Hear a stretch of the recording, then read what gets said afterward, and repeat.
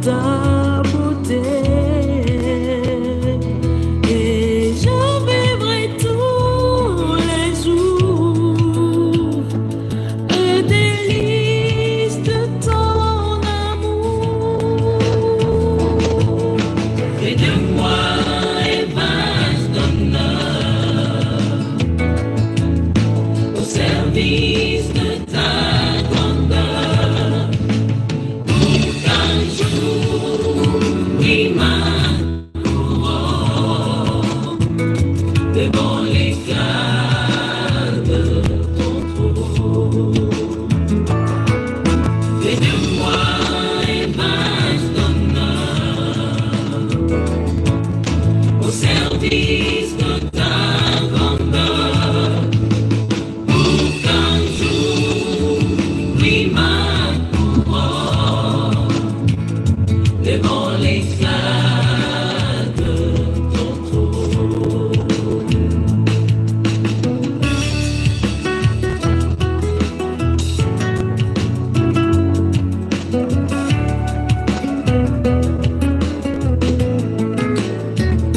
Dans la chaleur de tes mains, oh, j'entends mon cœur qui bat.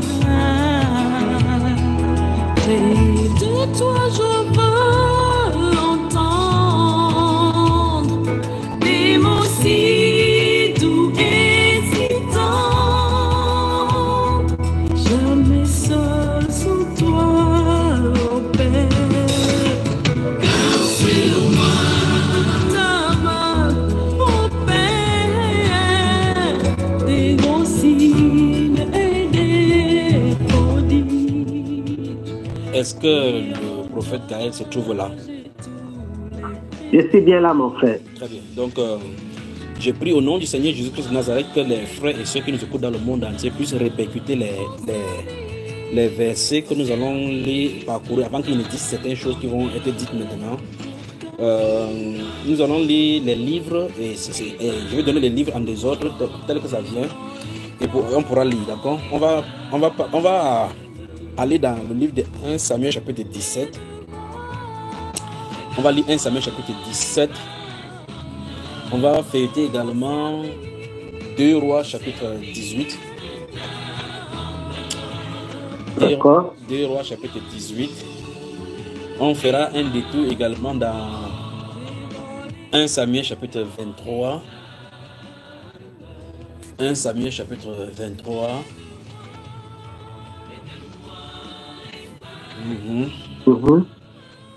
On pourra aller dans le livre de Job, mais si il est temps, oui, ça bouge déjà là maintenant. Job chapitre 1, 2 et 3. Bon, 1, 2 est suffisant. Job chapitre 1, 2. Je veux qu'on voit un principe avant qu'il ne lâche ce qu'il veut lâcher. D'accord, mon frère? D'accord. Matthieu chapitre 24, je pourrais y citer quelque chose avec Luc chapitre 21 et 22. Donc je vais faire tout et tout vraiment pour écourter ce que je suis en train de dire, mais pour essayer de dire cela aussi clairement pour qu'on puisse comprendre. Le livre de Daniel au chapitre 11. Oui. Daniel chapitre 11. Le psaume 27. Psaume 27, oui. Ésaïe chapitre 54.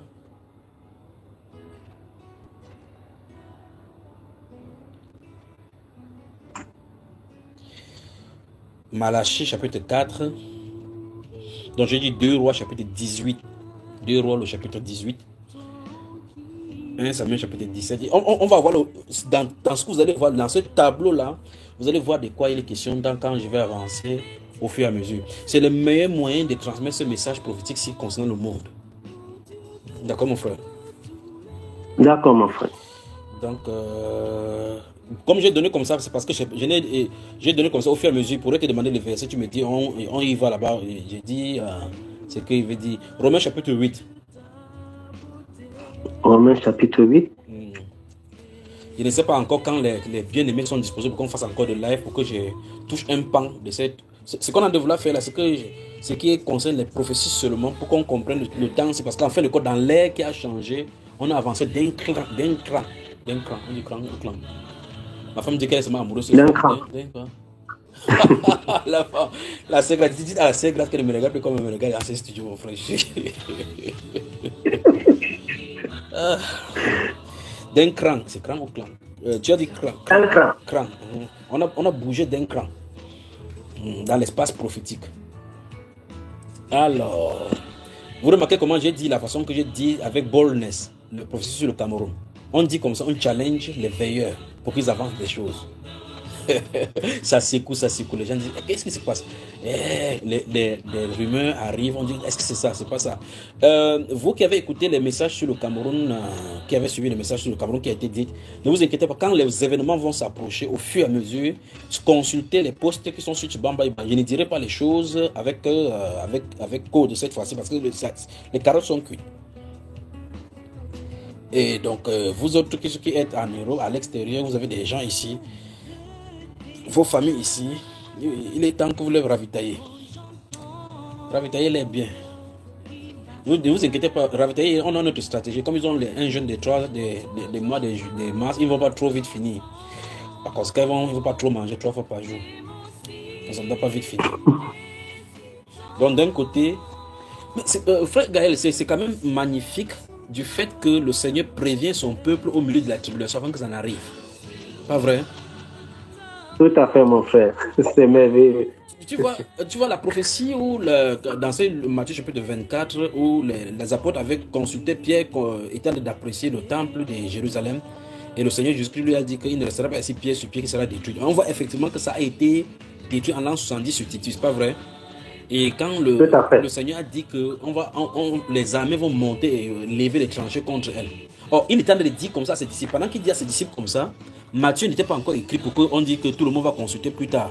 Mais les disciples avaient été avertis de telle enseigne que de bouche à oreille, ils savaient à quoi s'en tenir. Comme l'apôtre Paul dit, en parlant aux Thessaloniciens, il a dit que vous savez que quand j'étais au milieu de vous, je vous disais ces choses. Mais maintenant, vous savez ce qui le retient. Donc, par cette phrase-ci, vous savez, ça montre que les gens sont au courant de l'Antichrist même depuis longtemps avant que nous lisions la Bible. Tu vois ça, frère? C'est vrai. Exactement. Ça veut dire que quand l'apôtre Paul est physiquement là, il leur explique les choses concernant la fin des temps, concernant la manière que l'Antéchrist va se manifester. Et il écrivait ce livre-là particulièrement pour leur dire qu'en fin de compte, ne vous laissez pas troubler par quelques lettres qu'on dira avec de nous, une inspiration ou quoi que ce soit. Parce que quand on était là au milieu, on vous a déjà établi ces choses, comment ça va arriver. Donc, les gens qui suivaient l'apôtre Paul avaient la séance des mystères et de la chronologie des événements des fins des temps. Amen. C'est vrai, on dit que dans ce que nous avons dans la Bible, qui nous embrouille aujourd'hui, où ça donne la tendance pré-trip, post-trip, mille-trip, nous avons ici, c'est à cause du fait que les théologiens ont embrouillé tout ça. Eux, ils n'avaient pas de problème. Parce que l'apôtre Paul leur a dit, il leur a réitéré, c'est que vous savez cela, quand on était au milieu de vous. Tu vois? Maintenant, aujourd'hui, comme c'est écrit, les bribes qu'il a écrit pour qu'on puisse rester là à s'en tenir, déjà amènent des interprétations particulières. Qu'est-ce que je suis en train de dire? Je suis en train de dire qu'en fin de compte, Dieu a toujours préservé ses enfants.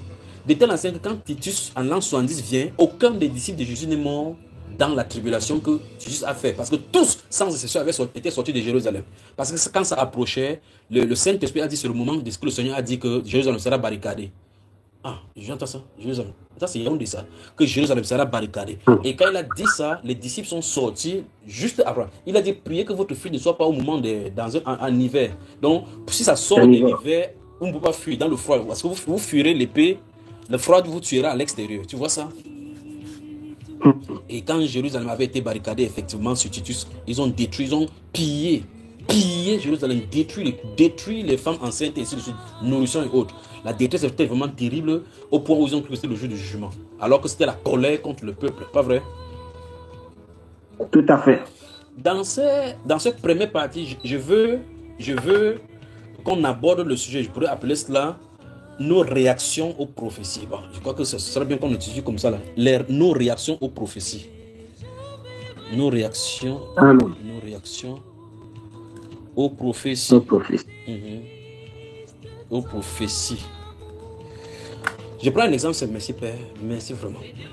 Quand on dit que l'enlèvement va avoir lieu, par exemple, prenons ce cas, ces prophéties grotesques et grandioses dans les Saintes Écritures. Tous, à moins que quelques maigrichons qui ne croient pas en l'enlèvement, il y aura l'enlèvement. Les gens y croient qu'effectivement il y aura l'enlèvement.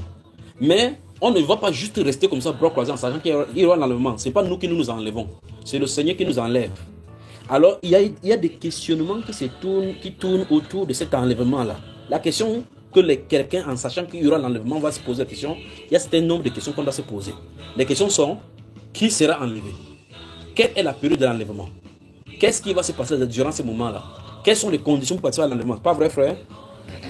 Tout à fait, exactement. Et ce questionnement-là nous permet de nous mettre en règle si nous ne respectons pas la règle. Parce qu'on ne va pas juste dire, ok, voici une prophétie, il y aura l'enlèvement. Il a dit, je m'en vais vous préparer une place. Il a dit vous, il n'a pas cité le nom de quelqu'un, vous. Et lorsque je m'en serai allé, que je vous préparer une place, je reviendrai. Voilà l'enlèvement annoncé directement par lui. Je reviendrai vous prendre. Il a dit ça, vous prendre. Afin que là où je suis, parce qu'en fait, quand il a dit précédemment que vous n'êtes pas du monde. Dans notre tabernacle permanent, ce n'est pas ici-bas. Pas vrai, frère? Amen. Alors, lorsqu'il dit, je m'en vais vous préparer une place, donc ça veut dire que cette place est hors de ce cosmos, de ce système. Et il dit donc que quand ça sera terminé, ça veut dire qu'il y a une période déterminée pour cela. Il reviendra. Donc la promesse de retour, de revenir pour prendre, est là. Alors, qu'est-ce qu'il va faire? Il faut donc aller dans les Saintes Écritures, réunir tous les passages qui donnent autour de cette période-ci, et voir quelles sont les conditions de ceux qui doivent attendre. L'apôtre Paul dit donc qu'il viendra ce jour-là pour être glorifié dans ses saints et tous ceux qui auront aimé son avènement. Tu vois cela? Amen. Alors donc il y a une préparation pour ceux qui là. Il dit que vous tous soyez comme des voleurs qui viennent, comme les maîtres qui attendent que les serviteurs qui attendent que le maître vienne dans la nuit. Il viendra comme un voleur. Ça veut dire qu'il y aura des effets de surprise. Tu vois, il commence à... Donc, au fur et à mesure dans les Saintes Écritures, il va ajouter des ingrédients tout autour. Je prends juste ce seul thème pour dire on a une autre réaction aux prophéties compte pour la participation favorable ou défavorable aux prophéties. Amen. On va prendre un cas dans tous les passages que j'ai donnés. On va prendre un cas. J'aimerais dire vraiment ceci, que les disciples m'entendent pour que ce soit une forme, une claire dans le Seigneur. Que le Saint-Esprit, merci parce que tu as ouvert le cœur. Qu'ils puissent comprendre maintenant que les disciples ne se comportent pas n'importe comment. On ne doit pas se comporter comme un insensé. On va lire quelque chose dans le livre de 1 Samuel chapitre 23. C'est toi qui vas lire, frère. J'ai donné là-bas. Au fur et à mesure, si dans le développement, si le Seigneur me permet, je donnerai encore d'autres passages. 1 Samuel chapitre 23. 1 Samuel chapitre 23. Quand c'est une soirée d'écriture comme ça, il me semble bien, on ne peut pas savoir. Ce n'est pas trop fatigant, c'est bon à moi jusqu'à... Amen. Ah, mais super. 1 Samuel chapitre 23. Oui. Je suis mon frère. Oui. Voilà. Lisons à partir du verset 1. On va s'arrêter au verset 12 et 13 comme ça. Ça nous intéressera là-bas. Allons-y à partir du verset 1. Donc, je lis pour nous, mes bien-aimés, 1 Samuel chapitre 23 à partir du verset 1. Il est écrit ceci. On vint dire à David, voici, les Philistins ont attaqué Keïla, et il prit les airs. David consulta l'Éternel en disant, irai-je et battrai-je ces Philistins?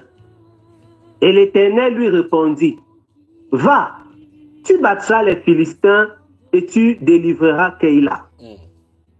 Mais les gens de David lui disent, voici, nous ne sommes pas sans crainte ici, même en Juda.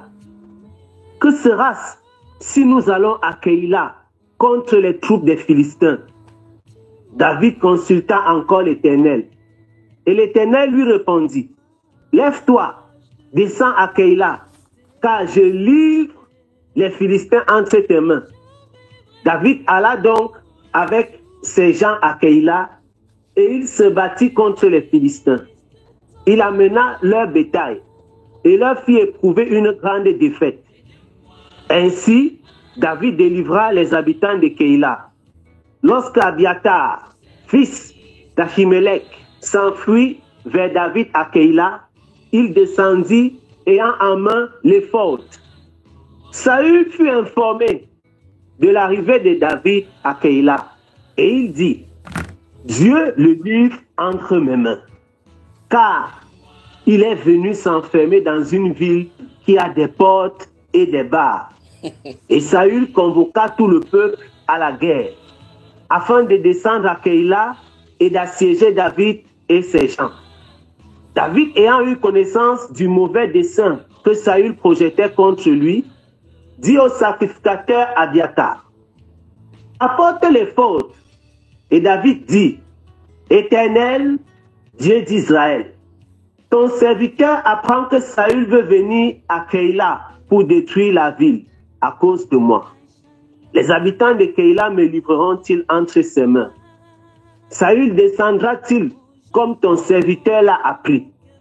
Éternel, Dieu d'Israël, daigne le révéler à ton serviteur. Et l'Éternel répondit, il descendra. David dit encore, les habitants de Keïla me livreront-ils, moi et mes gens, entre les mains de Saül? Et l'Éternel répondit, ils te livreront. C'est bon, mon Alors frère. David se leva. C'est bon, Amen. frère. C'est bon, merci. Voici un bon texte pour bien expliquer et bien étayer ce que je veux que nous assimilions ce soir. Heureux déjà d'avoir quelqu'un comme David qui ne bouge pas un pas sans consulter le Seigneur. N'est-ce pas vrai, frère? Amen. Ici, chez nous, nous commençons nos affaires. C'est quand ça gâte qu'on commence à consulter que, ouais, mon frère, j'ai installé, l'homme qui a posé là, on a 5 enfants. Le père de mon enfant, c'est qui? Le père de mes enfants. Il n'est même pas, frère Junior, il n'est même pas, il ne m'a jamais aimé. C'est cet homme, il ne m'a jamais aimé. Il a fait comment 5 enfants entre.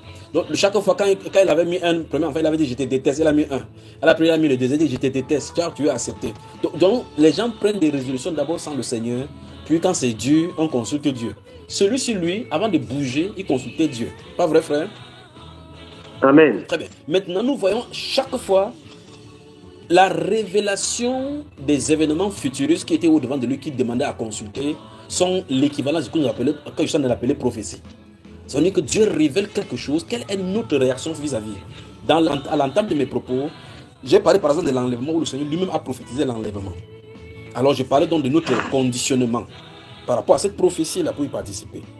Quand il dit heureux et saints ceux qui sont appelés au festin de l'agneau, ceux qui sont appelés dans Matthieu chapitre 22, on voit très bien comment il a donné l'invitation aux gens de venir participer à la noce. On dit tous sans exception, chacun allait en son l'un à son champ, l'autre pour aller assurer des bœufs, l'autre pour aller se marier, ainsi de suite. Et ça, il dit, il ne se mettait pas en peine de l'appel de la participation à la noce qui était préparée. Pas vrai, frère?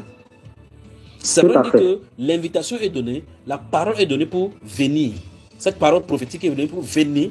On dit que les invités n'étaient pas dignes parce qu'ils ne sont pas préparés en conséquence. Donc nous avons une réaction face aux prophéties qui sont données. On se comprend, frère? Donc voici maintenant le verset 12. Voici un pays qui est sauvé par le fugitif David avec ses frères, ses hommes d'honneur. Il demande d'abord, doit-il descendre sur les Philistins qui sont d'envahir, c'est une partie, une bourgade en Israël, dans le territoire israélien. Alors, les Philistins viennent là-bas, l'armée philistine, des Philistines est plus nombreuse en âme et en homme que les serviteurs de David. Il consulte Dieu et Dieu lui dit, descends, je vais te le battre.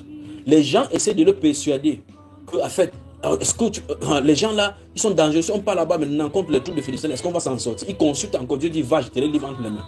Donc il marche selon les directives prophétiques que Dieu lui donne. Un homme qui a confiance au Seigneur. Tu vois ça, mon frère? Maintenant, Amen. Quand il le fait, il part à Keïla, il délivre le peuple. Écoutez toujours pour montrer que quand vous faites du bien aux gens, ne vous attendez pas toujours au bien qu'ils vont vous faire. Quand il part, il délivre Keïla. Quand il finit de délivrer, Keïla, c'est une ville fermée. Parce qu'en fait, les villes se construisaient, quand on finissait de construire les villes, quand un habitant s'est donné l'accord constitutionnel pour former une ville, il se construisait toute une barrière tout autour et il laissait les portes d'entrée dans les 4 coins du pays et il plaçait les gardiens. Ça rendait que la ville soit sécurisée. Pour que quelqu'un entre dans la ville, il était contrôlé. Pour que quelqu'un en sorte, il était contrôlé. Voilà comment les villes avant étaient bâties. Et donc, quelle a été l'une de ces villes-là? Et Saül va apprendre par les agents de renseignement qui étaient le service de renseignement, le DGE extérieur et surveillance contre espionnage a toujours existé. Il n'y a pas de portable à ce moment-là. Il n'y a pas de WhatsApp à ce moment-là pour dire comment Saül est loin dans son palais. Comment il fait pour savoir que David allait s'enfermer là-bas? Il dit ok, finalement, c'est lui qui dit cette fois-ci. C'est Dieu qui a envoyé David là-bas, mais lui, il s'est dit que Dieu l'a livré. Donc, on peut avoir la prétention de notre marche prophétique, alors que Dieu lui a sa prophétie derrière cette marche-là. Alors Saül s'est dit que Dieu a livré David entre ses mains. C'est pour ça qu'il a poussé pour qu'il entre à l'intérieur. Maintenant, David aussi a ses agents de renseignement. Aussi vrai que Saül a eu des renseignements que David est allé là-bas, David aussi a eu des renseignements qu'il est en train de venir vers lui. C'est la réaction de David, une fois de plus, qui va nous intéresser. David consulte, on dit qu'il a appelé le sacrificateur Abiathar pour qu'il porte l'effort, parce que quand il porte l'effort, l'onction est sur lui, il peut parler de la part de Dieu. L'Esprit de Dieu peut le secouer et donner le message prophétique. On est d'accord, frère? Amen. Donc le verset 9 dit que David, ayant eu connaissance du mauvais dessein que Saul projetait contre lui, dit au sacrificateur Abiathar, apporte l'effort. Verset 9, verset 10, et David dit, voici ce qui se passe, c'est une question qui est posée. Éternel, Dieu d'Israël, ton serviteur apprend que Saül veut venir à Keïla pour détruire la ville à cause de moi. Tu vois cela? Ça veut dire quoi concrètement? Quand il vient, comme vous êtes confinés dans la ville, ils vont juste emmener quelqu'un à la porte, dire, livrez-moi David ou bien on vous détruit tout. Mon frère, tu penses que les gens vont accepter de mourir à cause de David, que David c'est qui pour eux? Si on ne livre pas David, il passe au fil de l'épée tous ceux de la ville. C'est comme ça que ça se passe en ce moment-là. Et par conséquent, ils ne vont pas chercher à savoir que non, c'est David qui nous a livré des Philistins tout à l'heure. Il y a ça, 4 jours, c'est lui qui nous a délivré les Philistins. Non, non, non. Ils vont pour sauver les vies, ils vont livrer David avec ses hommes. Donc la Bible déclare, verset 10, et David dit à l'Éternel, Éternel Dieu d'Israël, ton serviteur apprend que Saül veut venir à Keïla pour détruire la ville à cause de moi. Maintenant, à partir de maintenant, suivons maintenant. Les habitants de Keïla me livreront-ils entre ses mains? Ça dit que quoi? La prophétie, si un prophète allait là-bas, il va dire que David, ainsi parle le Seigneur, si tu restes dans cette vie-ci, les habitants de cette vie-ci te livreront entre ses mains. C'est pas ça, frère? C'est ça. La Bible déclare, les habitants de Keïla me livreront-ils entre ses mains? Verset 11. Saül descendra-t-il comme ton serviteur l'a appris? Donc il y a deux questions qui sont posées. Les habitants me livreront-ils entre ses mains? C'est la première question. Saül descendra-t-il comme ton serviteur l'a prié? Éternel Dieu d'Israël, daigne le révéler. Nous voyons que c'est une révélation. Donc il doit dire le comportement spirituel. Parce que Dieu connaît les choses en avance avant que ça n'arrive. Ça veut dire quoi concrètement? Les arts prophétiques, les paroles prophétiques, les événements prophétiques sont dits en avance pour que les sages se préparent. Il dit, daigne révéler à ton serviteur. Pourquoi David demanderait-il cela? C'est pour regarder maintenant comment il va aligner sa stratégie et sa marche en fonction de cela. S'il n'avait pas entendu que Saül était en train de descendre là-bas à Keïla, il n'aurait pas posé cette question-ci à Dieu parce que ça n'a pas de sens. Tu vois? Il devait rester là-bas jusqu'à ce qu'il voie l'issue. Parce que c'était des commandos, on appelle quoi, les gars de Texas où ils partent partout faire la guerre. Alors, il dit, Saül descendra-t-il comme ton serviteur l'a appris? Éternel, Dieu d'Israël, daigne le révéler à ton serviteur. Mais écoutez bien.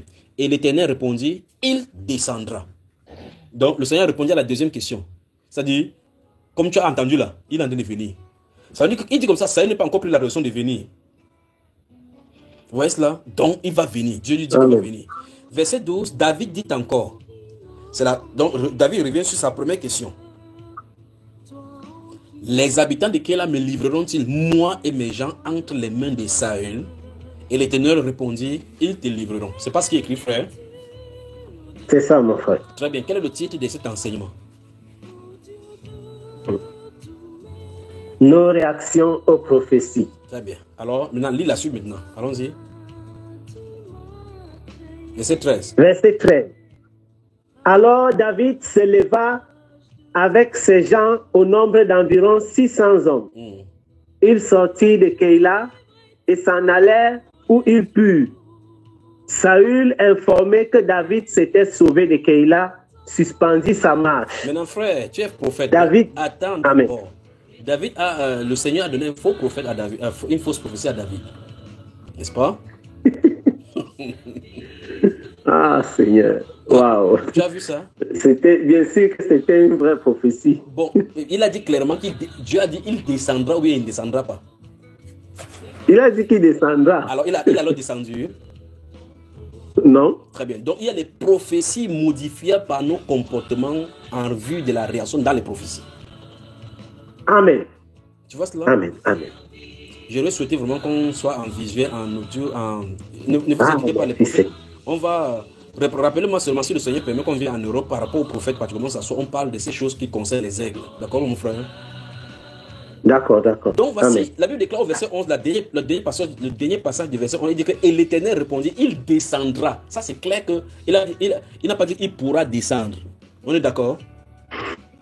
Tout à fait. Mais dans la contenance de la prophétie, c'est à toi de faire pour qu'il descende ou à toi de faire pour qu'il ne descende pas. Mais ce n'est pas dit de façon explicite. On est d'accord, n'est-ce pas, frère? Donc ça veut dire que Dieu attend, c'est la réaction qui va faire que cette prophétie s'accomplit.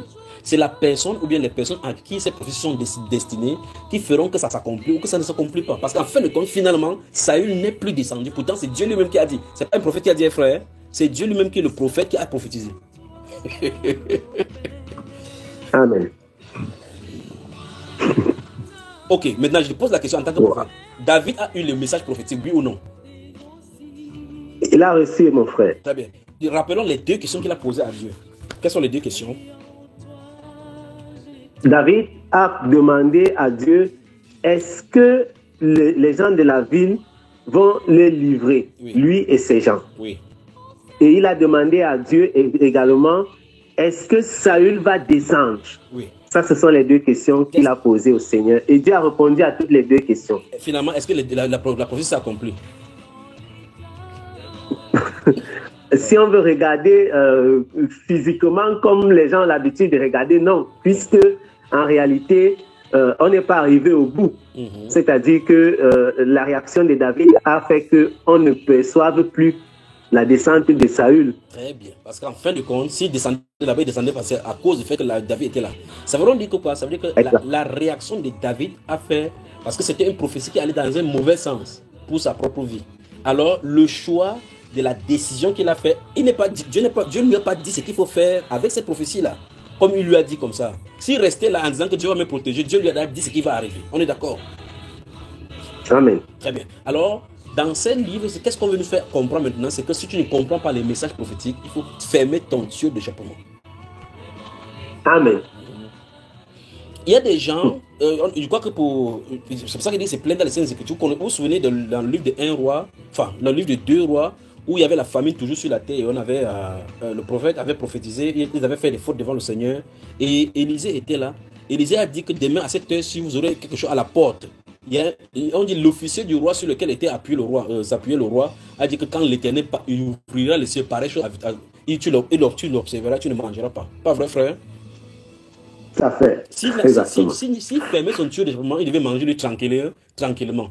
Dès qu'il a parlé, ça a basculé dans la prophétie. Et effectivement, quand on va dire, oh, on a le vent là-bas, il dit quoi? Tout le monde va le bousculer. Parmi les gens qui doivent mourir, c'est lui qui est mort.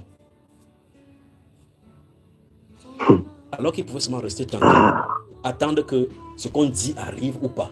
C'est comme ça que les gens restent chez eux, même chez eux, ils entendent des paroles prophétiques, ils pêchent en prenant les lèpres comme ça, pour rien, dans la maison. Après, plus tard, les événements vont arriver dans sa vie, enchaîner. Si ce n'est pas un prophète qui lui dit que je vais vous donner une histoire. Je vous dis une histoire, pas vrai? Écoutez-moi très attentivement. Il y a un prophète du Seigneur sur la terre qu'on appelait prophète Tibi Joshua, il était ici sur la terre. Un jour, il y a une connaissance de mon époux qui était malade, un homme riche, vraiment riche, qui est venu vraiment pour que je prie pour lui. Mon frère, écoute-moi très attentivement. C'est pour cela que quand les gens disent des choses mauvaises contre les serviteurs de Dieu, si tu ne connais pas, ne mets pas ton habit à leur association. Ne joins pas ta voix à leur voix. Le monsieur est venu chez moi, voici mon épouse dans le studio. Je parle sous son contrôle.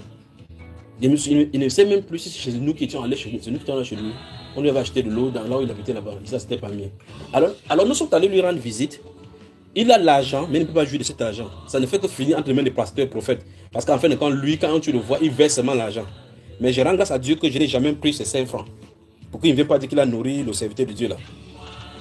Alors nous sommes dans sa maison, nous sommes allés lui rendre visite. Il dit, frère Junior, pardon, prie pour moi. Même s'il y a n'importe quoi, pourquoi on fait pour que la maladie se quitte. Dès qu'il a dit ça, dès qu'il a ouvert la bouche, je vois la vision qui est positionnée devant de lui. Tu sais ce qui se passe, frère? Non, mon frère. La vision se positionne, je le vois dans un bureau, ils sont 3, ils sont de pas mal parler contre Tibi Joshua. Tu vois cela? Il ne parlait même pas. Écoutez-moi, j'ai dit ça pour que le peuple de Dieu entende.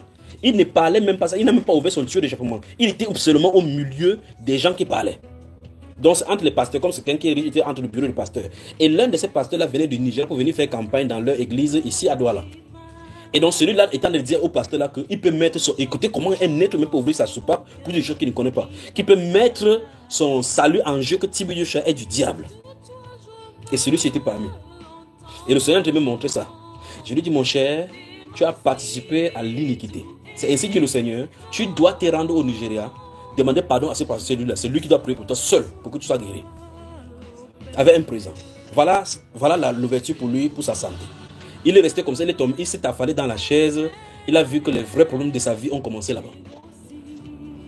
Il a dit que, mes frères Junior, il a la télé, on va me voir à la télévision. Il dit, mais celui...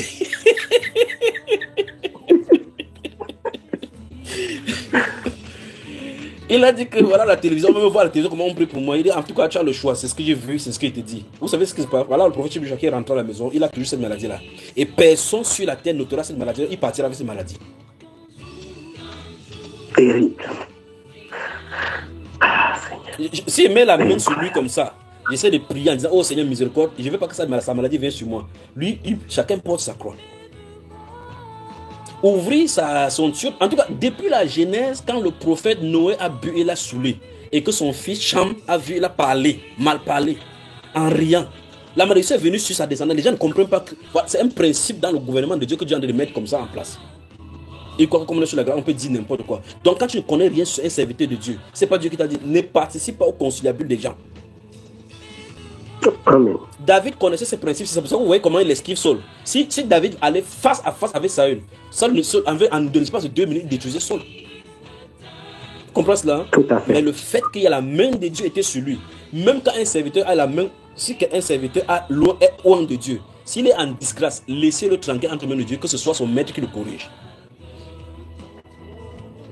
Même Nebuchadnezzar qui a été utilisé comme bâton pour frapper Israël, Dieu a fini par tourner encore contre lui pour le frapper, qui est mince. Il t'avait livré Israël que tu le frappes, tu l'as trop frappé. Hein. Amen. Que tu as dépassé les bornes. Mais Israël, c'est son premier fils. On dit que quiconque le touchait était comme le premier. Et quiconque le touchait, Dieu ne le laissait pas tranquille. C'est pas ça, frère? C'est ça, mon frère. Mais qui a appelé le dévorateur, le marteau des nations contre Israël? C'est pas lui. Il a dit que, j'ai dit que tu frappes 2 coups, tu as seulement frappé même 7 parce que tu étais déchaîné contre... Non. Allez dans le livre de Jérémie et lisez clairement ce que Dieu dit de lui là-bas. Au chapitre 51 de Jérémie. Donc il faut faire attention quand quelqu'un est loin de Dieu. S'il est dans l'iniquité, prie. Tout ce que vous pouvez faire, c'est prier. Priez. Si quelqu'un voit son frère commettre un péché qui ne mène point à la mort, que qu'on prie pour que Dieu accorde la vie à ses frères qui commettent un péché. Il y a un péché qui ne mène point à la mort. Tu vois cela, frère? Donc, le principe, David connaissait cela. C'est pour ça qu'il esquivait. Il esquivait. Mais revenons dans le sujet qui nous intéresse. Ce qu'il tente de vous dire, c'est que quoi? Les espaces prophétiques et les choses prophétiques, il faut faire attention. Quand le message prophétique, voici monsieur par exemple à qui il dit, je te vois assis dans un bureau, en train de parler, vous êtes 3, vous êtes en train de parler contre le prophète Tibi Joshua. Ainsi dit le Seigneur, tu dois te rendre chez lui, en lui apportant le présent, il priera pour toi. Quand il te verra venir vers lui, il saura que quelqu'un t'a parlé de l'envoyer vers lui. C'est lui qui a été désigné par le Seigneur sur la terre pour prier pour toi. Je ne peux pas prier pour toi. Je ne peux pas. On pourra tapoter, porter sur n'importe quoi sur le verset, mais étendre mes mains au Seigneur, guéri. Si j'ouvre ma bouche, la maladie va venir sur moi. Et maintenant, avec ça, maintenant, il va marcher maintenant, contaminer des pasteurs comme ça avec la maladie. Il va te donner l'argent, tu vas dire, oh Seigneur, ton serviteur a semé dans cette œuvre. Tu parles. Et il partira de cette terre-ci avec cette maladie. Ou bien il passe sur le tombeau de Tibi Joshua et demande pardon là-bas. Si dans son tombeau, il se trouve comme Élisée, n'ose le guérisse, qui le guérisse. Mais j'avais transmis derrière le message. Alors tu vois donc que ici, le message prophétique est donné, la réaction n'a pas été conséquente. Tu vois? Amen. David, quand le prophète Nathan va venir parler par rapport aux brebis perdues, enfin, brebis de quelqu'un, quand il a commis l'adultère avec Bathsheba, dès qu'il a entendu, regardez la réaction de David, dès qu'il entend ça, il a vu que c'était lui, il sentait que la parole est grave. Subitement, il s'est humilié directement. La réaction. La réaction. Je parle de la Sainte Écriture là, comme ça là, voir des choses. Amen. Allons-y.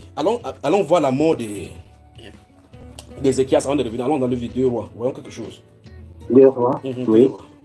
C'est pas le 2 rois que je vous ai donné tout à l'heure là.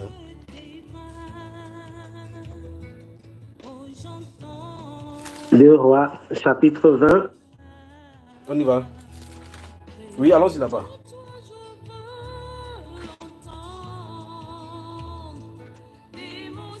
Tu es mon frère. 2 Rois chapitre 20. Chapitre 20. 2 Rois chapitre 20. Bon, Oui, mon frère. je vais expliquer la chose pourquoi on a vu parce que ce n'était pas prévu dans ça. C'est parce que c'est à la réaction des prophéties que je vais vous montrer. Après ça, on va quitter ici, on va aller dans 1 Samuel. Dans le livre de 2 Rois, au chapitre 20, on pourrait revoir cette passage, c'est encore dans le livre d'Ésaïe, chapitre 38 et 39. C'est la maladie d'Ézéchias, du roi Ézéchias. Il est malade. Le Seigneur envoie le prophète Élisée. Oh mon Dieu. Donc il y a même 2 volets ici. Merci Saint-Esprit de Dieu. C'est du temps de voir le deuxième volet. Il me fait montrer même le premier volet. Où on voit très bien comment on dit donne tes ordres à ta maison car tu mourras. Voilà la prophétie qui est sortie, c'est pas vrai? Amen. le monsieur Ézéchias, on va voir son comportement maintenant dans ces 2 rois-ci. Donc dans le premier volet, la Bible déclare qu'en ce temps-là, Ézéchias fut malade, il tomba malade, et Ésaïe fut envoyé vers lui, le prophète Ésaïe fut envoyé vers lui, et dit que donne des ordres à ta maison, car tu mourras, tu ne vivras plus. Quand Ésaïe est sorti pour être dans la cour, quelle est sa réaction, mon frère? Il s'est retourné vers le mur, il a prié. Il a pleuré. Au verset 3, qu'est-ce qu'on dit? Il a dit quoi? Alors, au verset 3, on dit, ô Éternel, souviens-toi que j'ai marché devant ta face avec fidélité et intégrité de cœur, et que j'ai fait ce qui est bien à tes yeux. Continue. Et Ézéchias répandit d'abondantes larmes. Oui. Ésaïe, qui était sorti, n'était pas encore dans la cour du milieu lorsque la parole de l'Éternel lui fut adressée en ces termes. Oui. Retourne et dis à Ézéchias, chef de mon peuple, ainsi parle l'Éternel, le Dieu de David, ton père. J'ai entendu ta prière, j'ai vu tes larmes. Voici, je te guérirai. Le 3e jour, tu monteras à la maison de l'Éternel. J'ajouterai à tes jours 15 années. Je te délivrerai, toi et cette ville, de la main du roi d'Assyrie. Je protégerai cette ville à cause de moi et à cause de David, mon serviteur. Très bien. Tu vois? Amen. C'est bon. Donc nous voyons très bien que la prophétie est sortie que tu vas mourir. Le prophète a seulement dit tranquille le message. Il connaît parce qu'il a le conseil de Dieu. Il sort, il en est parti tranquillement. Mais sa réaction aux prophéties a fait que la prophétie négative a été ajournée. Amen.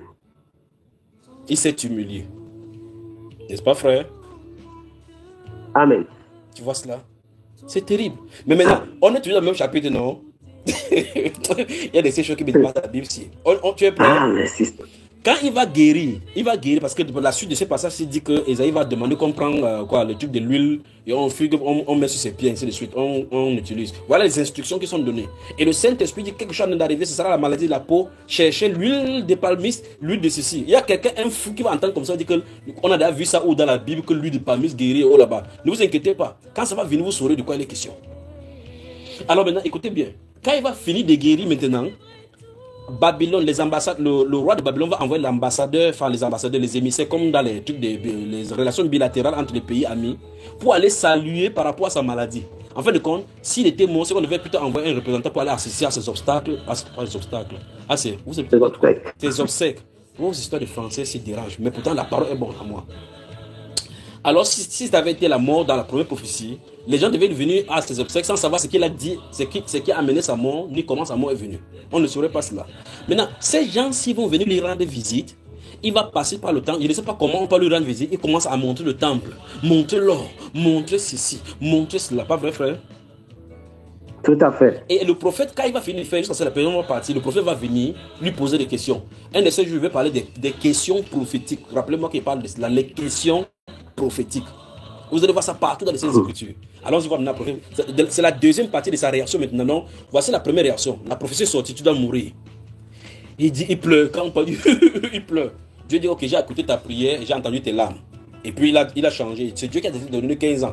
Et c'est durant ces 15 ans, c'est qui va accoucher Manassé, qui va le remplacer, qui va créer le pendant à Israël. C'est quand même terrible. Continuons ici. Allons-y maintenant, regardons, on va regarder verset 10. Non, prenons où prenons le 7. Continuons la lecture, mon frère. Continuons, c'est intéressant. Merci, chérie. Toujours dans 2 Rois chapitre 20. Oui. Verset 7. Ésaïe dit, prenez une masse de figues. On l'a pris et on l'appliqua sur l'ulcère. Et Ézéchias guérit. Vous avez vu ça? Ézéchias avec... Amen. Merveilleux. Ah, Seigneur. la pharmacie du ciel. C'est terrible. Ézéchias avait dit mais si à Esaïe, attends mon frère, si quelqu'un voit ça, à quel signe?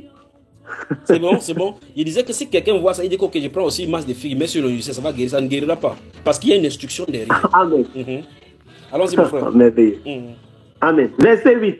Ézéchias avait dit à Esaïe, à quel signe connaîtrai-je que l'Éternel me guérira et que je monterai le 3e jour à la maison de l'Éternel? Et Esaïe dit, voici de la part de l'Éternel le signe auquel tu connaîtras que l'Éternel accomplira la parole qu'il a prononcée. L'ombre avancera-t-elle de 10 degrés ou reculera-t-elle de 10 degrés? Ézéchias répondit, sautons, allons au verset 12 rapidement. Par rapport à verset 12. En ce même temps, Mérodach Baladan, fils de Baladan, roi de Babylone, envoya une lettre et un présent à Ézéchias, car il avait appris la maladie d'Ézéchias.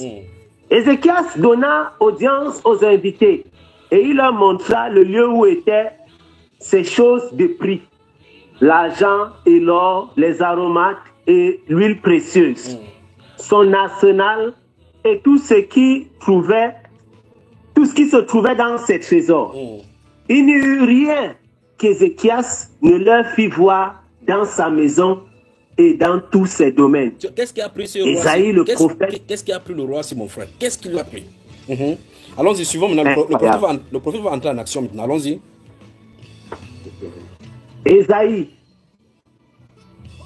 le prophète, vint ensuite auprès du roi Ézéchias et lui dit, qu'ont dit ces gens et d'où sont-ils venus vers toi? Ézéchias répondit, ils sont venus d'un pays éloigné de Babylone. Mon frère, je te pose la question, est-ce que Esaïe ne connaît pas le prophète? Il sait très bien. Donc voilà les questions prophétiques. Dès qu'un prophète te pose une question comme ça, alors que tu as commis une faute, la première réaction ne répond même pas à sa question. Mets-toi à genoux et dis, Seigneur, miséricorde. C'est la seule chose qu'il faut faire. Amen. Amen. Tu vois la conversation, quand Nathan va venir de David commence à parler d'un homme qui était avec des brebis, il y avait un autre voisin qui a comme ça là. Il croit que c'est une conversation normale. On va parler des questions prophétiques, des conversations bizarres des prophètes. On va parler sur les choses qu'on va parler avec les prophètes. Mais ça ne sera pas pour tout le monde. Personne n'entendra ça. D'accord, mon frère? Amen. Amen. Continue la lecture. Wow. Amen. Continue, mon frère. Continue. Ah, merci. Alors, Ézéchias répondit, ils sont venus d'un pays éloigné de Babylone. Esaïe dit encore, qu'ont-ils vu dans ta maison? Ézéchias répondit, ils ont vu tout ce qui est dans ma maison. Il n'y a rien dans mes trésors que je ne leur ai fait voir. Alors Esaïe dit à Ézéchias, écoute la parole de l'Éternel. C'est terrible. Voici, les temps viendront où l'on emportera à Babylone tout ce qui est dans ta maison. Et ce que tes pères ont amassé jusqu'à ce jour, il n'en restera rien, dit l'Éternel. Et l'on prendra de tes fils qui seront sortis de toi, que tu auras engendrés, pour en faire des eunuques dans le palais du roi de Babylone. Tu entends ça, frère? Donc il prophétise même comme ça sur le prophète Daniel et Abednego, Shadrach et autres là-bas. Tu vois? Et il prend comme ça les choses qui vont arriver sur Jérémie. Donc tu comprends que même la tétutesse des Juifs là-bas a été prophétisée depuis le prophète Élisée. Et le prophète Esaïe. Maintenant, écoutez, ça c'est le monsieur. Nous sommes dans le même chapitre de quelqu'un qui est malade, qu'on a dit qu'il devait mourir, il a changé, fait changer la prophétie. Maintenant, regarde bien. Allons-y. Verset 19. Ézéchias répondit à Esaïe, la parole de l'Éternel que tu as prononcée est bonne. Vous entendez? Incroyable. Et il ajouta, n'y aura-t-il pas paix et sécurité pendant ma vie? Le reste des actions, c'est terrible.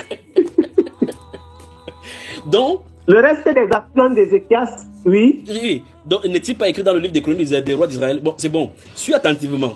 Ce monsieur, dès qu'il a détecté que ça ne concerne pas, que ce que Esaïe dit là, est loin quand il ne sera plus sur terre. Il a dit, la parole est bonne. Il demande que il demande que si durant sa vie il aura-t-il peur, Esaïe n'a plus répondu. Et c'est comme ça, donc tu vois que c'est à cause de ses actions, il a transmis la malédiction aux gens qui seront sous Nebuchadnezzar quand Nebuchadnezzar sera sur la terre. Amen. À cause de ses actions. Amen. Mais on le dit comme ça, on lui dit qu'est-ce qu'il peut faire pour annuler ces prophéties. Tout à l'heure, on a dit quelque chose qui était la mort, il a lui courir jusqu'à pleurer. L'autre aussi m'a dit non, c'est une parole bonne. Pourquoi la parole est bonne? On a dit que ce sont les fils qui seront sortis de toi, qui seront amenés en captivité là-bas. Il dit non, non, comme ça ne me concerne pas, ce n'est pas moi directement, que je ne serai même plus sur la terre. Il y aura paix durant ma vie, non? Oui, alors dans ce cas, c'est leur problème là-bas. Donc, il laisse la malédiction dans sa génération. Incroyable. Tu vois ça, frère? Mais c'est terrible. Allons dans le livre de 1 Samuel maintenant. Voyons, dans le livre de 1 Samuel, voyons quelque chose aussi là-bas. Amen. 1 Samuel. Amen. 1 Samuel. On y va. Lisons à partir du chapitre 2, à partir du verset 12. Chapitre 2.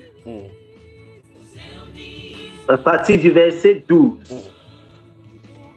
1 Samuel 2, verset 12. Donc lis le verset 12 jusqu'à ce qu'on finit. Et puis tu entames encore au chapitre 3. On lit ça doucement parce que souvent on est ici, on joue la mesure, passons du temps dans la parole, ça me plaît beaucoup. Allons-y mon frère. Amen, amen. Les fils d'Élie étaient des hommes pervers. Terrible. Ils ne connaissaient point l'Éternel.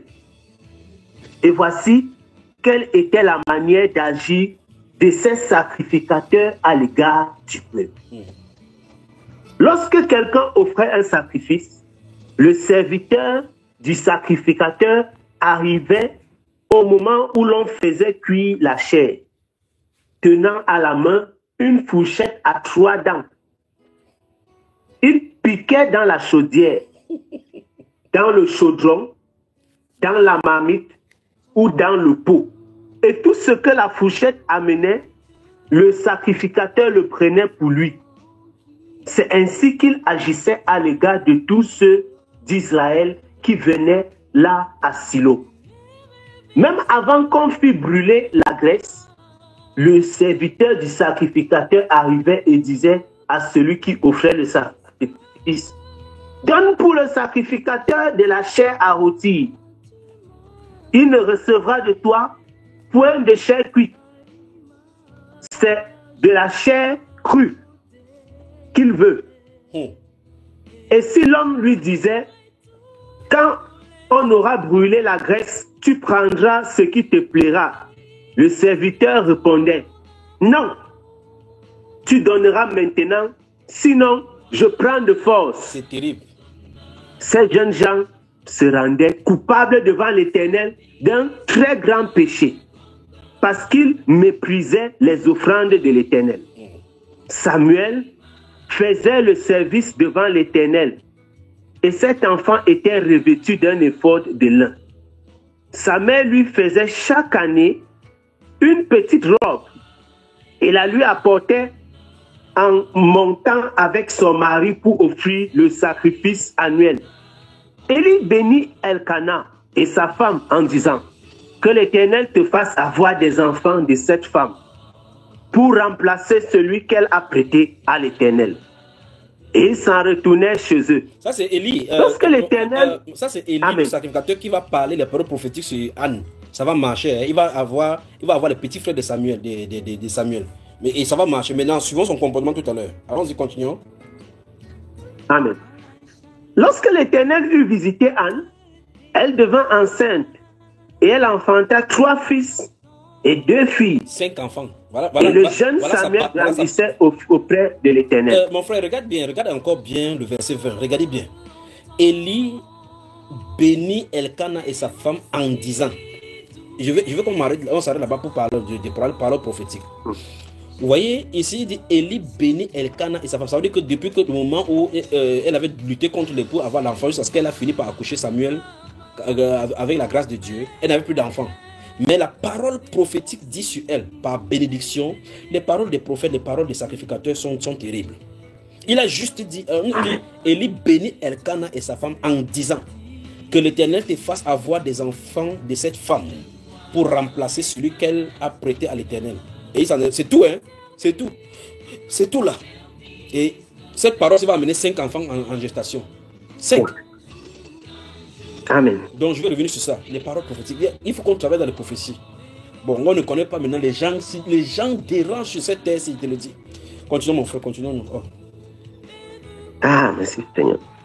Amen. Verset 22. Permets-moi de dire quelque chose. Permets-moi de dire quelque chose, mon frère. Permets-moi de dire quelque chose maintenant. Permets-moi de dire aux prophètes. Tous ceux qui ont cet esprit sur eux. C'est pour cela, l'une des choses qui fait que ça ne marche pas pour beaucoup de personnes, c'est parce qu'on livre les lèvres au mensonge. Les prophètes doivent prier pour la sanctification de leur langue et de leurs lèvres, pour que ça soit consacré à Dieu. Comme la Bible déclare dans Romains chapitre 6, qu'on livre nos membres comme des instruments de justice à Dieu. Les prophètes doivent passer le temps dans le jeûne et la prière pour que la langue... Remarquez bien que quand les séraphins, quand le Seigneur va venir dans le livre d'Ésaïe chapitre 6, première chose qu'il va faire pour Ésaïe, ce n'est pas pour tes yeux, c'était où, frère? La langue. La langue. C'est là où il va mettre le brasier, qui va prendre le brasier et mettre là pour expier l'iniquité. Pour que sa parole dise les paroles du Seigneur et que les choses s'accomplissent. Lorsque la langue est exercée à dire les oracles du Seigneur, sans détour, sans intention de cupidité, à cet instant-ci, ces personnes doivent faire attention parce que leur langue, il y a la puissance sur sa langue. C'est pour ça que vous ne pouvez pas attaquer un prophète, vous allez vous en sortir. Même si le prophète est en discrédit devant le Seigneur, vous ne pouvez pas vous en sortir. Parce qu'il dit n'importe quoi sur vous, ça va marcher. C'est pour ça qu'il faut faire vraiment attention. Alors je m'adresse aux prophètes maintenant, qui sont au milieu de nous et ceux qui nous entendent maintenant. Je crois qu'il va falloir qu'on fasse un enseignement sur comment pour les prophètes. Mais comment je vais faire pour que tous les prophètes, s'il dit maintenant qu'on va faire un live que c'est seulement les prophètes qui se connectent, les gens vont dire que qui? Tout le monde va vouloir écouter. Donc, les prophètes, il y a un travail à faire sur la langue. Il y a un grand travail à faire sur la langue. Quand la Bible déclare dans ce livre de Psaume là-bas que Ésaïe, il y a les gens qui tuent par la langue et ceux qui sont puissants par leur langue. Il faut qu'on fasse attention. C'est pour ça que quand vous allez chez le marabout là-bas, il est un porte-parole avec le monde des ténèbres. Il fait les incantations. Écoutez-moi le mot, incantation. C'est le propos incantatoire qu'il dit avec sa langue pour envoyer les sorts. Le plus grave, c'est chez les prophètes, je vous le dis. Avec une parole prononcée, il peut fermer ta destinée. Comme le cas d'Ésaïe que nous avons vu là, Élisée, dont on a cité dans le livre du roi là, pour le monsieur qui a ouvert sa bouche là pour dire que quand les ténèbres ouvrira le ciel, pareil chose sortira-t-il là-bas. Et il est sorti là, quelque chose sorti sur lui. Il est monté là-bas un de ces jours, 42 enfants sont sortis, on dit, oh monte chauve, monte chauve. Il les a juste maudits. Les loups sont sortis, détruits seulement cet enfant-là. Il n'est pas là pour dire que, oh, on va dire que l'UNICEF va dire quoi, que c'est la destruction des biens des enfants, ainsi de suite. Les parents vont dire quoi. Il faut qu'on sache à connaître les prophètes. Il faut que cette génération se craigne les prophètes. Alors Amen. Dieu a de susciter des prophètes et des apôtres au milieu de son peuple. Et j'invite le peuple à ne pas faire des choses du passé pour que quelqu'un ouvre la bouche et donne une sentence sur une autre personne. Parce qu'il y a des prophètes que s'ils disent une sentence sur toi sur la terre, personne, aucun autre prophète ne peut plus détacher cela. Mais si vous avez la grâce de tomber sur un prophète qui a dit quelque chose et qu'il y a une prophète supérieure à lui qui a la grâce devant le Seigneur, il peut détacher. Mais malheur à vous si vous tombez sur quelqu'un qui dit quelque chose, ça ne peut pas se détacher sur la terre. Vous êtes fichu. Donc il faut qu'on fasse attention. Alors je t'en ai dit ici par rapport, je parlais par rapport à Élie là, qui est sacrificateur. Il faisait office de porte-parole là. Parce que la parole, il portait souvent l'effort. Et par conséquent, l'esprit pouvait l'utiliser comme on a vu dans le cas d'Abiathar qui portait pour que l'esprit vienne sur lui pour qu'il prophétise. Il donne la direction. Donc il faut faire attention. Cet homme-ci dit juste que Dieu te donne des enfants en remplacement de ce que tu as prêté ici. Dès qu'il parle, il a 5 enfants. Pensez-y maintenant. Pensez-y. S'il avait plutôt dit maintenant que comme tu parles là, comme ça, que les lions te mangent à route, le lion on le mangerait. Alors mon frère, toi-même ouvre ta bouche, dis à tes frères, aux gens dans le monde entier qu'on fasse attention avec les paroles des prophètes. Et tu dis de l'autre côté aux prophètes de nettoyer leur langue des tissus de mensonges. Allons-y. On va continuer. Amen. Mes frères bien-aimés et mes sœurs qui nous écoutent et qui nous écouteront, il est temps de veiller sur ce qui sort de nos bouches et de veiller sur notre attitude et notre comportement. Non seulement à l'égard des prophètes, mais à l'égard de quiconque. Encore plus à l'égard de quiconque sert le Seigneur. Les paroles qui sortent de la bouche de ceux qui servent le Seigneur peuvent être revêtues d'un jugement irréversible. Faisons attention à ce que nous disons. Faisons très attention à ce que nous disons. Faisons très attention à ce que nous disons. Que le Seigneur ait miséricorde. Et si pendant que nous partageons des pareils messages, il vous vient à cœur, à l'esprit, des choses qui ont été faites, des paroles que vous avez déclarées, peut-être pendant que nous sommes en train de parler comme ça, il vous vient à l'esprit des paroles que vous avez dites par rapport à certaines personnes, à certains serviteurs de Dieu. N'ayez pas honte de vous repentir devant le Seigneur et si possible d'aller vers ces personnes-là pour demander pardon, pour demander leur bénédiction. Je vous le demande, mes bien-aimés, n'ayez pas honte pour votre propre bien, pour votre propre prospérité spirituelle et votre marche avec le Seigneur sans tâche. Faites-le. Et je le dis à mes frères bien-aimés, les serviteurs du Seigneur, sachant que notre parole est ointe, vous qui servez le Seigneur, vous qui vous approchez de lui et qui êtes revêtus de sa grâce pour le service, n'utilisez pas cette langue n'importe comment. C'est une langue qui doit prononcer des paroles de vérité, qui doit prononcer des paroles de justice. Ne servent pas à faire n'importe quoi, à dire n'importe quoi, à raconter des choses qui ne sont pas propres, à honorer le nom du Seigneur. Plus nous allons être consacrés dans l'utilisation de notre langue, et mieux nous allons le servir, plus cette langue-là pourra déclarer des choses qui pourront servir à l'édification du royaume, comme jugement, comme vérité et comme justice. Que le Seigneur nous permette d'accéder à ce niveau. Si mon frère, si tu le permets, vraiment, je voudrais partager juste une petite quelque chose par rapport à cette histoire des prophètes, mon frère bien-aimé. Vas-y. Dernièrement,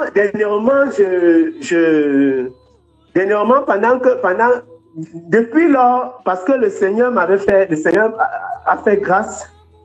Je ne sais pas comment ça se passe, mais je savais depuis toujours concernant l'appel. Depuis que le frère Junior avait parlé de ça, depuis que le frère Junior a lui-même ouvert sa bouche pour en parler, j'ai constaté qu'il y a des bien-aimés qui sont venus m'écrire, mon frère, qui sont venus en inbox pour m'écrire, et certaines personnes qui m'ont combattu dans le passé, dont des frères ou des sœurs. Donc, je ne vais pas citer de nom, je vais juste dire, et ces personnes sont venues me dire que, voilà, je te demande pardon parce que j'étais combattu sur ta chaîne YouTube. C'était une erreur. Il y a des frères qui disaient, voilà, tu avais dit, par exemple, mon frère bien-aimé, il y a des gens qui m'ont combattu à une époque, ça fait très longtemps, quand je disais que TB Joshua, c'est un serviteur du Seigneur, vous n'avez aucune raison de parler ni en bien ni en mal. Si vous êtes confus, restez tranquille. Et j'avais pris position depuis peut-être 8 ans par rapport à ça, par rapport à quelque chose que le Seigneur m'avait montré. J'étais resté là-dessus. Donc ça m'a créé beaucoup, il y a eu beaucoup d'inimitié aussi, mon frère, par rapport à ces choses. Et les gens étaient confus. Il y a des gens qui récemment, si certaines personnes sont donc revenues un peu vers moi et tout. Donc ce message cadre avec ce que le frère disait tout à l'heure. Maintenant, imaginez-vous que ces personnes avaient dit du n'importe quoi sur mes publications sur YouTube.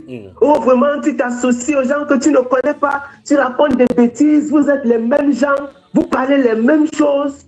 C'est que tu vas finir comme lui. Tu seras un vendeur comme lui. Entre-temps, eux-mêmes, ils ne le connaissent même pas devant Dieu. Ils disent comme ça parce que ce sont les gens, des choses, ils ont entendu des publications de lui et l'esprit les a saisis. C'est terrible, mon frère. Donc, j'attire vraiment l'attention de mes bien-aimés. Et il y a beaucoup de personnes, et il y a donc des personnes qui sont revenues vers moi pour me dire, vraiment, nous te demandons pardon. Maintenant que le frère Junior a parlé, on a compris que tu n'étais pas dans l'erreur. Donc, je voudrais aussi attirer l'attention des chrétiens, des frères, des sœurs, et leur dire, quand vous ne connaissez pas un serviteur de Dieu, il vaut mieux se taire. C'est mieux. Particulièrement les prophètes. Les autres sont moins dangereux. Les prophètes. Les prophètes. Que le Seigneur ait miséricorde, mon frère. que le Seigneur ait miséricorde. Parce que les gens portent des choses terribles. J'ai lu des choses terribles que les gens ont dit. De mes propres yeux, il y a des choses que les gens ont dit de ce serviteur-là qui est parti. Et des choses que les gens ont dit que je me demande, Seigneur, est-ce que les gens se rendent compte du jugement? C'est un esprit qui... Vraiment, bien aimé. Ils vont répondre devant le Seigneur. C'est un esprit qui a fait ça. Maintenant, je prends un exemple simple. Je te pose juste quelques questions concernant les prophètes des Saintes Écritures. Moïse a pratiqué la magie, oui ou non? Ouais, il faut dire, finis de rire et puis tu réponds. Il était un grand magicien, oui ou non? Ouais, bien sûr. C'était un meurtrier, oui ou non? Oui. Tu as vu un endroit où Dieu lui a demandé pourquoi il a fait la magie, pourquoi il a tué quelqu'un? Ah, Seigneur. Hein, mon frère? Non, mon frère. Tu as vu un endroit où Dieu a posé des questions à Noé pour demander pourquoi il a saoulé alors qu'il venait de nettoyer la terre du péché? Non. Mais il a prophétisé sur la personne qui est venue se plaindre que Noé est marché nu, ainsi de suite là. C'est ça qui a marché dans sa génération, non? Amen. Tout à fait. Jean-Baptiste, quand il était en prison, il a envoyé des gens vers Jésus. Qu'est-ce qu'il leur a dit? Il a envoyé des gens venir demander quoi, mon frère?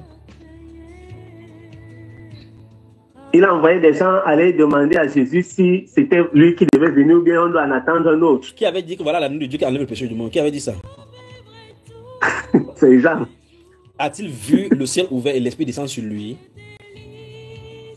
Effectivement, il a vu le ciel ouvert. C'est lui qui a annoncé dans Jean chapitre 1 là-bas que avant de dire que voici l'agneau de Dieu qui ôte le péché du monde, c'est par rapport à ce que Dieu lui avait déjà montré, donc c'est la manifestation physique qu'il a annoncée. Très bien. Et il a bien dit de sa propre bouche que je ne le connaissais pas. Mais celui qui m'a envoyé baptiser, donc m'a dit que celui sur qui tu verras l'esprit descendre, c'est lui, non, mon frère? L'esprit descend. C'est pas ça? Amen, tout à fait. Bon, à l'aube de son emprisonnement, quand il quittait la scène, a-t-il douté, oui ou non? Bien sûr, il a douté. Est-ce que le témoignage que Jésus dit de lui que parmi les hommes qui sont nés des femmes, il n'en a point parlé comme Jean-Baptiste? Est-ce que ça a changé? Comme Jean-Baptiste? Non. Est-ce que Jean-Baptiste ira absolument pas. Est-ce que Jean-Baptiste ira en enfer?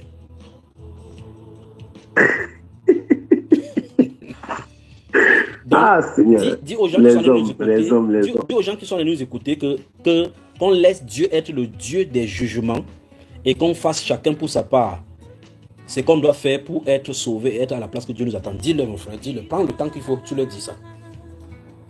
Oh Seigneur, merci Père. Mes bien-aimés, dans le Seigneur, faisons chacun sa part. Faisons chacun ce à quoi nous sommes appelés. Faisons chacun ce à quoi nous sommes appelés. Je me souviens que la parole du Seigneur déclare, ce que Dieu veut, c'est votre sanctification. Mais nous voyons un peuple qui ne travaille pas à se sanctifier, mais qui travaille à juger. Nous voyons un peuple qui ne travaille pas à s'approcher du Seigneur, selon que la parole du Seigneur déclare dans le livre de Jacques, là au chapitre 4, approchez-vous de Dieu. Nous voyons que nous avons beaucoup de mal à faire ce que Dieu demande. Dieu dit, ce qu'il veut, c'est notre sanctification. Dieu dit, il veut que nous nous approchions de lui. Et nous savons ce que ça veut dire dans les Écritures, nous approcher de Dieu. Donc il y a des instructions que Dieu a données pour nous. Il veut qu'on s'approche de lui. Il veut qu'on dépose, qu'on décharger sur lui. Déchargeons sur lui notre fardeau. Il y a des choses que le Seigneur attend de nous, mais nous faisons autre chose. Autre chose, c'est quoi? Juger les autres. Regardez, chercher dans la vie des gens. Chercher dans la vie des gens. Jésus a dit, comment est-ce que tu peux aller discerner le problème de quelqu'un? Tu vas faire comment pour voir si toi-même, tu cherches la brindille de l'autre, toi ayant la poutre? Comment est-ce que c'est possible, mes bien-aimés? Il est temps de laisser les failles dans les vies des autres pour nous concentrer sur notre propre édification personnelle, notre marche avec le Seigneur. Arrêtez de chercher qui est quoi, qui a fait quoi, comment, et à chercher sa chute. Chercher sa chute. Il y a des personnes qui scannent, ils passent le temps seulement à scanner les erreurs. Mais pourtant, leur propre vie est pleine de zones d'ombre, pleine d'obscurité. Pleine d'obscurité. Il est temps véritablement que nous puissions corriger ces choses. Corriger ces choses. Dieu ne nous a pas appelés à juger les serviteurs. Dieu ne nous a pas appelés à juger ses serviteurs. Malheureusement, beaucoup ne se rendent pas compte. Beaucoup ne se rendent pas compte de comment c'est grave. Et il y a une parole qui est claire. Là, dans le livre de Romains, chapitre 14, là-bas, il y a vraiment une question qui est posée, qui devrait normalement faire trembler. Il faut lire ça, mon frère. Et la question là est à la première question. Mon frère, il faut lire à la première personne. Il faut lire ça. Pendant que tu en es de prononcer, c'est exactement ce que vous voulez parler. Donc, il faut ouvrir ces Romains 14, lis là. Qui es-tu pour juger le serviteur d'autrui? Lis ça. Amen. Oh Seigneur miséricorde. Je lis, mes bien-aimés, je lis pour nous dans le livre de Romains, chapitre 14. Cette question-là est montée vraiment dans le cœur. Et c'est une question qui est c'est tellement direct que c'est posé à la première personne. Je lis Romains chapitre 14. Je lis pour nous. Romains au chapitre 14, à partir du verset 4. Il dit ceci.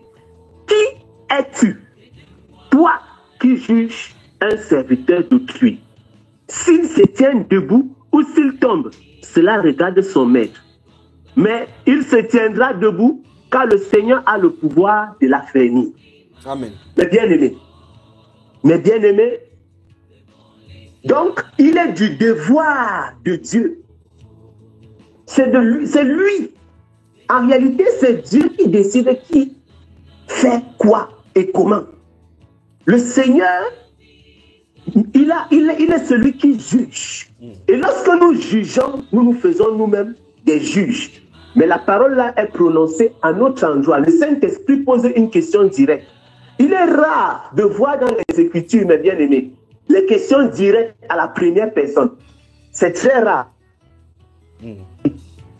Là-bas, il n'a pas dit qui êtes-vous, pour que les gens ne se cachent pas dans le groupe, dans l'église. Que les gens ne se cachent pas. Parce que quand l'apôtre Paul, quand le Saint-Esprit déclare là-bas, ce que Dieu veut, c'est votre sensation. C'est votre. Mais ici, il dit, qui es-tu? Toi qui m'écoutes maintenant. Toi le frère, toi la sœur qui est connectée. Toi qui écoutes en différé. Qui es-tu? La question est posée directement vers toi. Qui es-tu? Qui juge le serviteur? Qui es-tu? Qui juge le serviteur? Qui juge le serviteur d'autrui?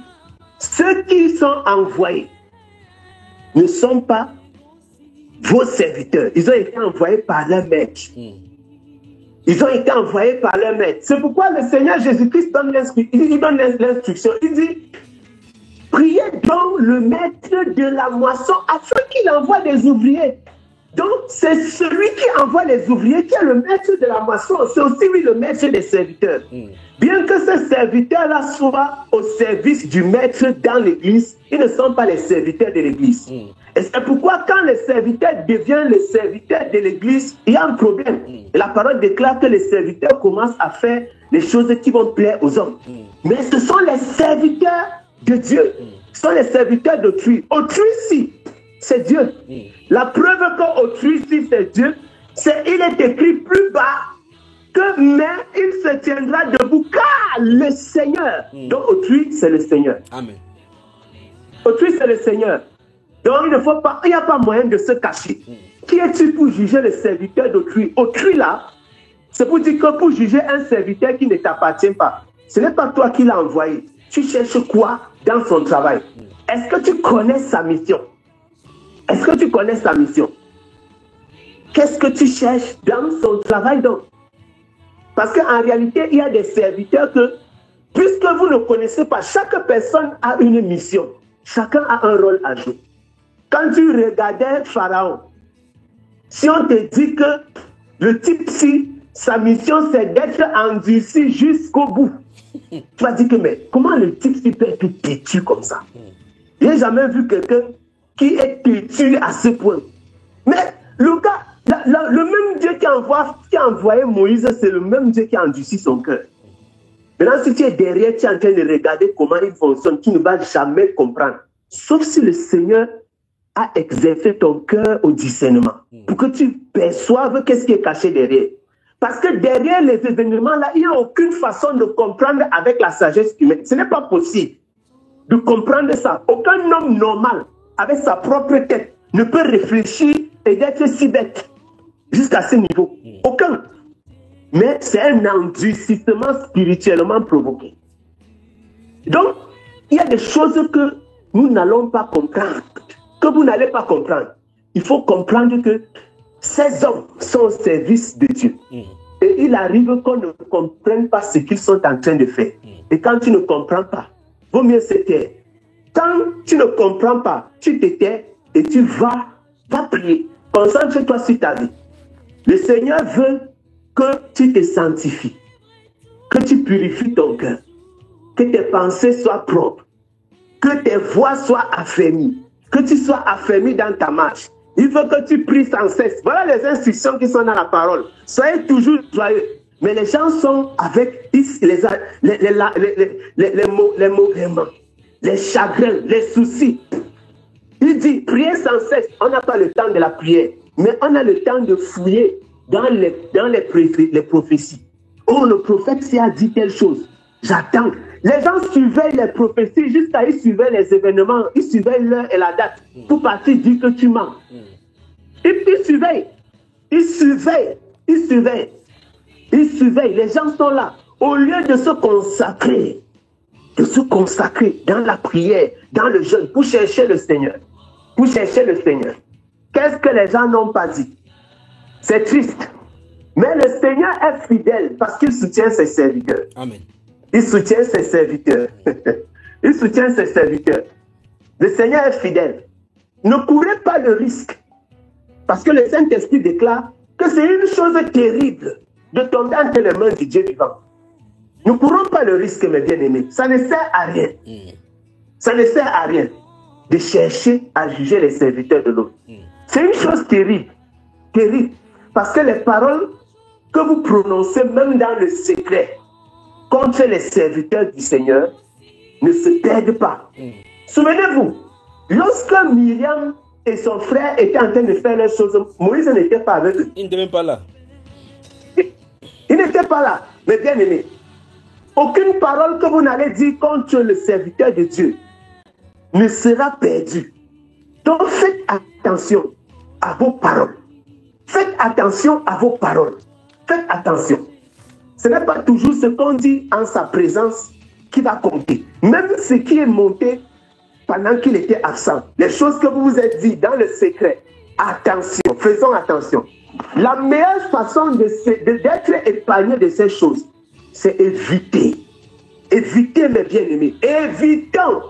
Et ces choses-ci, c'est merveilleux parce que aujourd'hui, encore le Seigneur a attiré mon attention sur une chose. Dans le Somme chapitre 1. Et je vais dire ça pour m'arrêter, mon frère. Oui, mon frère. Ah, que le Seigneur ait miséricorde. Dans le Somme chapitre 1, Somme chapitre 1, ça revient à ce que nous sommes en train de dire. Dans ce Somme chapitre 1, il y a 3 types de personnes. Le Seigneur a tiré mon attention. 3 types de personnes que vous devez éviter, mes bien-aimés. La parole du Seigneur déclare, heureux l'homme qui ne marche pas selon le conseil des méchants. Voilà le premier type de personnes dangereuses dans la vie. Les méchants. 2, qui ne s'arrêtent pas sur la voie des pécheurs. Les pécheurs, qui ne s'assiedent pas en compagnie des moqueurs. Les méchants, les pécheurs et les moqueurs. Et les moqueurs. Il y a des gens qui disent qu'ils servent le Seigneur. Tu dis tu es enfant de Dieu, tu es né de nouveau. Tu aimes le Seigneur Jésus-Christ. Mais tu es dans la moquerie des serviteurs qui eux-mêmes disent qu'ils servent le même Dieu que toi. Tu te moques. Il y a des chrétiens qui se moquent, il y a des enfants de Dieu qui se moquent carrément. Ils ont un esprit moqueur. Mais la parole du Seigneur dit que que tu ne dois pas t'asseoir avec les moqueurs. Mais là où on est en train de se moquer, tu es là, tu es présent. On dit non, il a dit ceci, ce n'est pas arrivé. Tu es content. Non, c'est un faux type. C'est une fausse. Qu'en sais-tu? Qu'en sais-tu? Heureux. Le heureux là, mais bien aimé. Dans la version française, on dit heureux. Mais ceux qui lisent en italien, qui est plus proche de la langue originale, en italien, c'est beato. Beato veut dire béni. Ça veut dire qu'en réalité, il y a une bénédiction. Heureux si ce n'est pas que tu as les dents en l'air, tu es dans la joie. Non. Ça veut dire que tu es béni. Beato.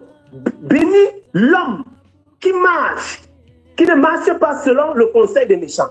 Donc, celui qui fait le contraire est béni. Quand tu vois les méchants, les gens qui tendent les pièges, les gens qui s'assoient pour recouper les enseignements du frère Junior, les gens qui passent le temps à scanner, qu'est-ce qu'il a dit ici? Je m'en vais vérifier. On dit que quand tu vois ça, tu passes ta route. C'est ce que le serviteur de Dieu dit là-bas dans le Proverbe chapitre 4. Tu vois les méchants, tu passes comme si tu ne les avais pas vus. Là-bas au Proverbe chapitre 4, c'est ce qu'il dit. Que quand tu vois les méchants, tu passes ta route, tu fais comme si tu n'étais pas du quartier. Tu passes outre. Donc, amen. Tu passes outre. Amen. Quand tu vois le méchant, tu passes outre. Tu fais comme si tu n'étais pas là. Mais il y a des gens qui aiment entendre les choses bizarres. Quand on parle de ces choses, ils sont contents. Heureux l'homme qui ne marche pas. Donc, mes bien-aimés, il y a donc 3 positions. Marcher, s'arrêter et s'asseoir. Souvenez-vous, les verbes ne sont pas au hasard. Les verbes ne sont pas au hasard. Marcher, s'arrêter et s'asseoir. C'est 3 verbes différents qui signifient 3 statuts différentes sur le plan biologique pour un homme. Marcher, s'arrêter et s'asseoir.